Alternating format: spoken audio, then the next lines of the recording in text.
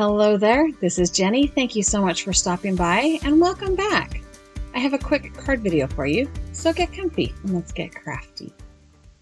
I don't know about you, but I have the tendency to overthink masculine cards. So for today's video, I just grabbed a sketch off Pinterest. This is a My Favorite Things sketch, and we're going to town. So I have a piece of blue cardstock as well as this pattern paper from Pebbles. This is an old 4th of July pad. And I will be using some scraps from this paper pad to create a birthday card, a masculine birthday card. I also have a happy birthday stamp set from Stampin' Up. It's quite old. I don't remember when I got it, but I've kept it in my stash because I think it's kind of perfect for the front of a card when you don't have an image. So I have a piece of white cardstock to stamp that on as well. Okay, so I have gone ahead and scored this card base. This is a 4 1/4 by 11-inch piece of cardstock, and I've scored it in half at 5 1/2. And I'm starting with my card base because I have to decide right off the bat if I'm going to create a border on this card. I decided yes, so this pattern paper will be cut down to 4 inches by 5 1/4 inches. And I'm just using my Fiskars wire-guided trimmer here. Because it fits on camera easy. That's the only reason, because you can see the measurements and it fits on camera a little bit easier than my guillotine trimmer. So I have trimmed that down to 4 1/4 by 5 1/2 inches. And this is going to be the card mat, or the first layer of this card. And I did create that little frame around the edge. And this is where I will be doing all of the work on. And then when it's all complete, then I will adhere it to the card base. I like chevrons. I love this pattern paper. So the first thing in this card sketch is that there is a piece of paper with, it has a postage stamp edge in the sketch. Now I don't have a postage edge die or punch, so I found something else. I'm going to use a scalloped border punch. And at first I trimmed this piece of paper down to 1 inch wide. And I pulled out my scallop border punch.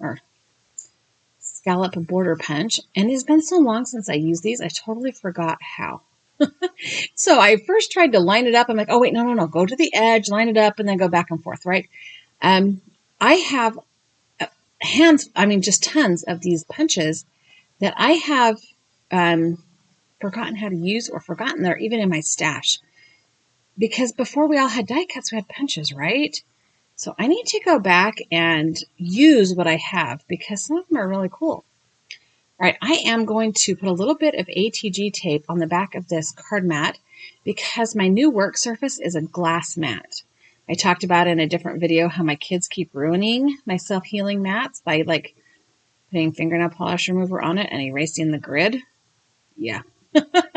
So I went ahead and got a glass mat and I love it except for my paper slides all over. Okay, so I have this little 1 inch piece of paper with a scallop edge, and I realize as I look back at the sketch, that's not going to work. So I have grabbed the other piece of paper that is the same. This is a blue, and it has some text on it. And this is now about 2 1/4 inches wide. I don't know. I didn't measure really. But I'm going to go ahead and put the scallops on, use a scallop punch on this paper as well. And then you start in the middle and then you line it up with the guide on the punch, and then you slide it down to the other side and line it up with the guide. Yeah, it's really easy to use. I mean, before I had a die cut machine, before I had my platinum, well, actually before I had my Cuttlebug, and before dies were really popular, we always used the punches. I think the dies are probably easier on some level, but punches were the jam. And then I realized that I had stamped this on the wrong side of the paper and the text was upside down. Now, it is not a dramatic text. Probably nobody would have noticed that but me, but I noticed. And I cannot send this card to somebody in the mail if it's weird, right? So now I'm going to trim off that scallop edge, and I'm just going to go ahead and punch this, the edge of this again. And now that I've done it 3 times, I'm like, woohoo, back in the saddle of this thing. And the punch feels like my old best friend, right? Longtime friend I haven't seen for years and years. Yeah, that's how that punch is feeling right now. Okay. Now that I have that all punched properly. It does look a little bit wonky, and I did stick it back in my trimmer and trimmed it straight, but I cut that out of the video. You won't see that part. So the next layer is going to be a piece of pattern paper, I think. Now, if you look back at the sketch, or if you remember the sketch, there was a stripe down the left-hand side that had the detail on the edge. Then there was a layer on top of that, and then there was a fishtail layer. So my plan originally was to make this striped piece the second layer, and then a different pattern paper, the fishtail piece, but that was just too much. So I went through my scrap bin on my desk and pulled out this piece of red cardstock, and I'm going to make the red cardstock the next layer on top of this scallop trimmed piece of pattern paper. And then I'll put the pattern paper, the stripes, on top of that and cut the fishtail, the flagtail end into that paper, if that makes sense at all. So I just need to trim this red paper down to about 2 inches. I didn't measure the blue paper, so I'm not exactly sure what the width on that is. I do know that it's 5 1/4 inches because it's the same length or the same height as the card mat, but I did not measure the width of the blue paper, so there is a little bit of eyeballing and trimming, and I got her there, right? Has to be trimmed down just a little bit wider than that piece, so I'm just going to trim it down a little bit more. Yeah, this is all just an exercise in eyeballing. Now, I have grid mats on my work surface. I have rulers in my drawers. I have measuring guides on my paper cutter. I could have measured this and cut it one time, but, you know, we're going with it the hard way. And then I cut it too much, so I had to cut the blue one down. Actually, I think this is when I realized that it wasn't quite straight. That's why I'm trimming this one down. So I lied. I didn't cut it out. Sorry. Okay, so now we have our scallop trimmed piece and our next layer properly trimmed and ready to adhere. That was probably a lot of fun, kind of like watching paint dry. So sorry about that. I am going to go ahead and add a little bit more tape. The paper's spinning around a little bit more than I want it to. I use the grid lines on my work surface to make sure that I'm lining up all of the layers straight because, you know, eyeball, right? Okay, so we have our blue pattern paper piece with the text on it that is our scalloped edge because I don't have that postage stamp edge type. And we have our red pattern or red cardstock piece. Now we are going to move on to that Fishtail banner that was on the card sketch. And I have turned this pattern paper over and just trimmed it up the middle. And then I'm taking my scissors and cutting from one edge to the top of that little cut mark on each side. And that creates that fishtail. Now I know I have probably 3 different types of fishtail banner dies. And also I have square punches, and you can do it with a square punch. But still, for some reason, when I'm just doing one, I use my scissors. Now, this pattern paper was a little bit too wide, so I am putting it in my Fiskars trimmer and trimming off the edges. I will trim off this side, then flip it over and trim the other one off. And the reason I did that is because, well, first of all, it needs to be even, or at least look even on both sides. But I wanted to keep that red stripe, the wider red stripe that is in the middle of this paper, in the middle of the paper. So I had to take a little bit off both sides. Okay, so there is our third piece of paper, third element. The next thing I need to do is take a short rectangle that goes across the card and add it to my card front here. I'm using this blue pattern paper. It has stars on it. And you can't see me trimming it down, but I trimmed it about 2 inches by about, gosh, I can't remember. Where's my card? Let me see if I can measure it. It is 2 inches by about 3.5 inches. Okay. This card sketch is using the rule of 3s very succinctly, right? So the rule of 3s is you imagine your card front in a grid like tic-tac-toe, and your elements should be in 3 squares. So those strips of paper are in the 3 squares on the left, and now we've got that square that's going kind of across the middle 3 squares. So the next thing I need to do is stamp my image. which is both an image and my sentiment, which is why I have kept this stamp, because it is both an image and a sentiment. I did realize before it was too late that I didn't have anything below my cardstock. I've not stamped with a regular stamp on this glass surface, and I wasn't sure how that was going to work. So I just grabbed a mouse pad, put it underneath my cardstock, and I am stamping this image up with some navy Stampin' Up! Ink. I think it's Night of Navy or Nearly Navy. It's Night of Navy. I just looked. And now I'm going to go ahead and put these all back down so that I can tell how much I need to trim my image, my sentiment image down.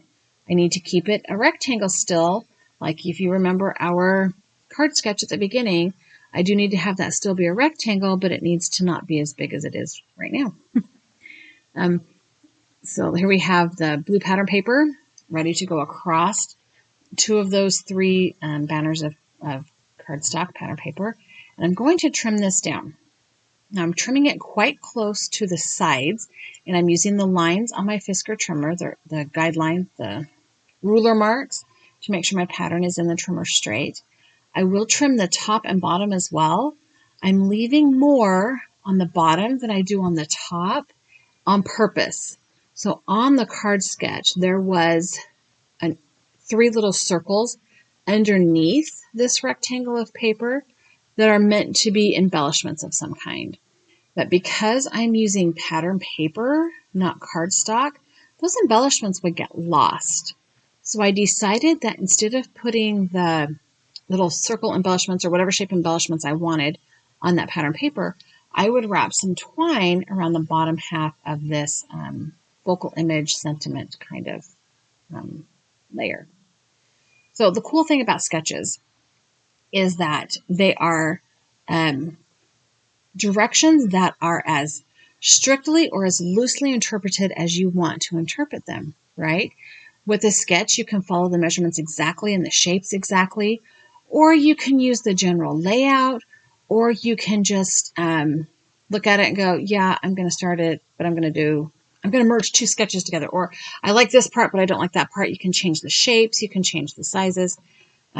So when I start to overthink a project like masculine cards, sketches are a fabulous way for me to get out of my own head and go ahead on to finishing that project. When I'm using twine, I like to take the end of the twine and some Scotch tape or washi tape, whatever's easiest on my desk, and tape it to the back of the cardstock where I want it to be. And then I'm going to wrap this twine about 3 times around the front of the card because that's how I like it, kind of in that X pattern with a line through the middle, kind of the star pattern or whatever. And you can't see what I'm doing, but I will tell you what I'm doing. I'm taking another piece of Scotch tape and taping down the other end of the twine and cutting it with my little skinny scissors so that it does not come unraveled. I don't have to worry about it slipping off or coming out, or it's there. And then I'm just going to kind of fuss with that to make sure that I've got that little X pattern going on. And now all of my elements are ready to adhere to the card panel. I am using my ATG gun. This is a double-sided dry adhesive. And recently on Amazon, in the framing section, like for framing photographs and artwork, I found some refills for my ATG gun that are not Scotch branded, so they are a little bit more cost effective. So I purchased those, and they seem to be working just fine. Like they load into my ATG gun the same way. They're not skipping. They're just coming off, just like normal. So I'm in love with that. Anything I can do to save me a few pennies here and there, I love, because then I can spend those pennies on other craft supplies. Don't tell my husband I said that. Okay, we have 2 panels or 2 stripes down, and we need to adhere this 3rd stripe. I know it is longer than the card panel is, and that is because I needed to make sure I had enough to work with. And so that is now adhered, and I am going to put our first little sideways rectangle on, the one with little stars on it, and it needs foam tape. Now the reason it needs foam tape is because it is going across 3 other thicknesses of paper. And while 2 of those 3 papers are pattern paper and not really that dimensional, it does still leave it not laying quite flat, like there's still a little bit of bump in it. And I don't want that, right? That's not attractive to have wrinkly, bumpy paper. I mean, that's how come I buy clothes that don't need to be ironed, because nobody likes to see wrinkly, bumpy things, right?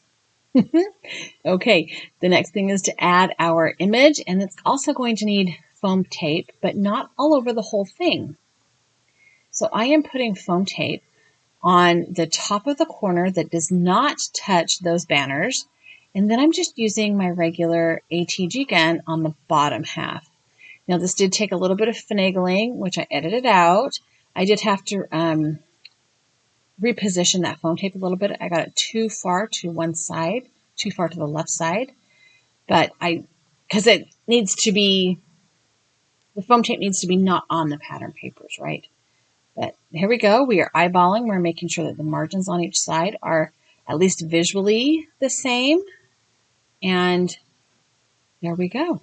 All that is left to do is trim the top of that banner off, and it's ready to adhere to our card base. Sorry, words are really weird today. My mouth feels like it's dry, and I feel like I'm going 100,000 miles an hour. And that's probably because I am, because right now my house is quiet because my kids are entertained downstairs. Hopefully they're not making a giant mess. I mean, they're boys. Enough said, right? I will go ahead and adhere this mat to my card front with my ATG gun. And I just went around all four sides and then the little piece down the center. And that's because it is kind of front heavy with all of those layers of pattern paper. I am taking my US A2 size card, and I'm lining it up on my grid mat so that I can see three sides. I can see the top, the bottom, and the left. And that way, when I pull my right hand out of there, it's visually centered. I am going to add a piece of white copy paper to the inside of my card so that I have a clean place to write a note to whoever gets this card. I have a number of brothers-in-law and a brother with a birthday in July. So some male in my family is getting this red, white, and blue, not 4th of July birthday card. See? Done and done. Let me know. How do you feel about masculine cards? Do you get in your head too much like me, or do you find them easy peasy lemon squeezy? Thank you so much for stopping by. Leave me a thumbs up. Give me a comment. I have added a couple of other videos here for you to watch, as well as a subscribe button. If you have not already subscribed to my channel, I would love it if you did. And as always, have a really fabulous day.